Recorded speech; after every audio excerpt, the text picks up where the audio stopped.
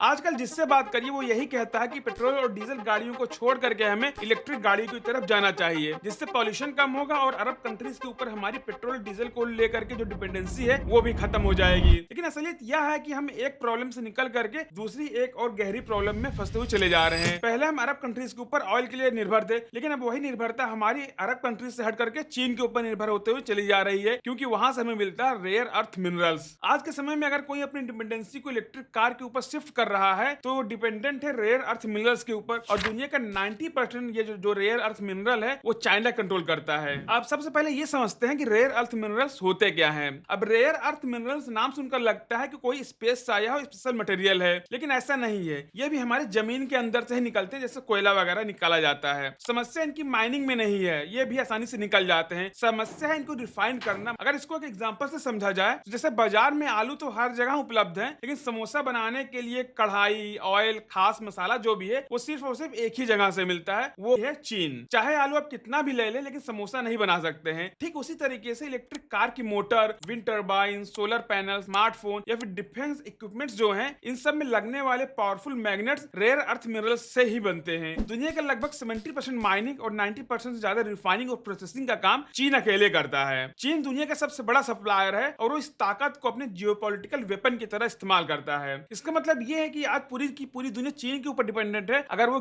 Green energy की तरफ move करती है तो। चीन अपनी इस स्ट्रेटेजी पर आज से काम नहीं कर रहा है। चीन के पुराने लीडर डेंग जिपिंग ने 1990 के दशक में ही खुलकर कहा था कि मिडिल ईस्ट कंट्रीज के पास ऑयल है तो हमारे पास रेयर अर्थ मिनरल्स हैं। जब वेस्टर्न कंट्रीज पॉल्यूशन के डर से अपने माइनिंग को बंद कर रहे थे तो चीन ने यह फैसला लिया कि वो पॉल्यूशन को झेल लेगा। उसने अरबों डॉलर इन्वेस्टमेंट किए। आज नतीजा यह है कि अगर चीन सप्लाई रोक दे तो टेस्ला से लेकर टाटा मोटर्स तक की इलेक्ट्रिक कार का प्रोडक्शन ठप हो सकता है। चीन यह कर भी चुका है पिछले कुछ समय के लिए। 2010 में उसने जापान पर रेयर अर्थ मिनरल्स की सप्लाई रोक दी थी, जिससे जापान की टेक इंडस्ट्री पूरी तरह प्रभावित हुई थी। दुनिया भर के लोग और कंपनीज अब यही कह रहे हैं कि ग्रीन एनर्जी ही फ्यूचर है। अमेरिका और यूरोप अपने कोल को बंद करने की बात कर रहे हैं, लेकिन सोलार पैनल और विंड टर्बाइंस बनाने के लिए जो जरूरी मटेरियल्स है वो चीन से ही मिलेगा आपको। या ठीक वैसा ही जैसे कोई सिगरेट छोड़ने का दावा करे लेकिन निकोटीन पैच उसी कंपनी का इस्तेमाल करे जो कि सिगरेट बेचती है। चीन जानता है कि ये दुनिया जितना ज्यादा ग्रीन एनर्जी की तरफ आगे बढ़ेगी उसका उतना ही फायदा होने वाला है। इसी का फायदा उठा करके चीन अपनी इकोनॉमी को मजबूत कर रहा है और हम लोग अपनी इकोनॉमी को चीन के हवाले करते हुए चले जा रहे हैं। अब अगर हम अपने देश भारत की बात करें तो भारत के पास दुनिया का रेयर अर्थ रिजर्व का करीब 6 से 8% हिस्सा है, यानी लगभग 6.9 से 8.5 मिलियन टन। ये दुनिया में तीसरा सबसे बड़ा रिजर्व है, लेकिन प्रोडक्शन बहुत कम है, सिर्फ 2900 टन सालाना, जो कि ग्लोबल आउटपुट का 1% से भी कम है। नतीजा,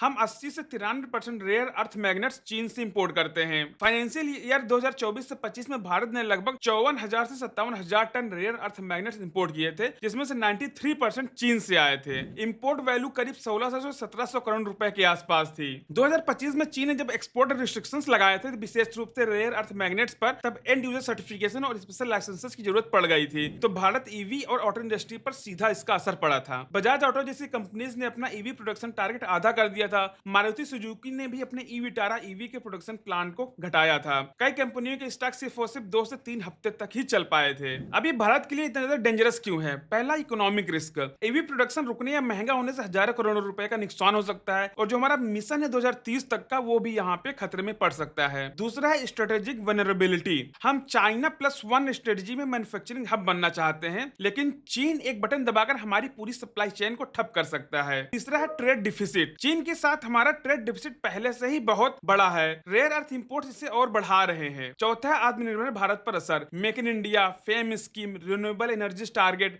डिफेंस मैन्युफैक्चरिंग सब चीन पर डिपेंडेंट होते हुए चले जा रहे हैं। पांचवा है आम आदमी पर असर। अगर कीमतें बढ़ती हैं तो नई इलेक्ट्रिक कार्स, टू व्हीलर्स महंगे होते हुए चले जाएंगे। बिजली महंगी होगी क्योंकि विंड और सोलर प्रोजेक्ट्स भी प्रभावित होंगे। मोबाइल, लैपटॉप्स, रोजमर्रा की जो इलेक्ट्रॉनिक चीजें हैं उनकी भी यहाँ पे प्राइसेस बढ़ती हुई चली जाएंगी। मतलब हम ग्रीन एनर्जी अपनाने के चक्कर में अपनी इकोनॉमिक सोवेरेनिटी और स्ट्रेटेजिक इंडिपेंडेंस खो रहे हैं। अच्छी बात यह है कि यह बात अब दुनिया को समझ में आ रही है। अमेरिका, ऑस्ट्रेलिया, जापान और इंडिया मिलकर सप्लाई चेन डाइवर्सिफाई करने की कोशिश कर रहे हैं। क्वाड जैसे प्लेटफॉर्म पर क्रिटिकल मिनरल्स पर कॉपरेशन बढ़ रहा है। भारत में भी सरकार ने एक्शन शुरू कर दिए हैं। Rare earth permanent magnet REPM scheme के तहत 7,280 करोड़ का प्लान अप्रूव किया गया है, जिससे 6,000 टन सालाना मैग्नेट प्रोडक्शन कैपेसिटी बनाने का टारगेट है। यूनियन बजट 2026-27 में डेडिकेटेड रेयर अर्थ कॉरिडोर की घोषणा की गई है। ओडिशा, केरला, आंध्र प्रदेश और तमिलनाडु में भी। ये कॉरिडोर्स माइनिंग, प्रोसेसिंग और रिसर्च मैन्युफैक्चरिंग को एक साथ जोड़ेंगे। IREL Indian rare earth limited पहले से ही ओडिशा और केरला में प्लांट्स चला रही है। नई एक्सप्लोरेशन प्रोजेक्ट्स चल रहे हैं। प्राइवेट सेक्टर को भी इंकरेज किया जा रहा है कि आप भी इस चीज में जुड़िए। लेकिन प्रॉब्लम यही है कि चीन इस क्षेत्र में